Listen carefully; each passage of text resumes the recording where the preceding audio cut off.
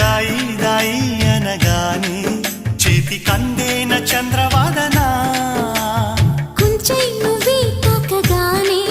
పంచ ప్రాణాలు పొందినానా బొమ్మ దుమ్మ తేలక మారిపోయా నేనే బొమ్మగా ఏదో చిత్రం చేయగా చేరువయ్యా నేనే చెలిగా రెప్ప మూసినా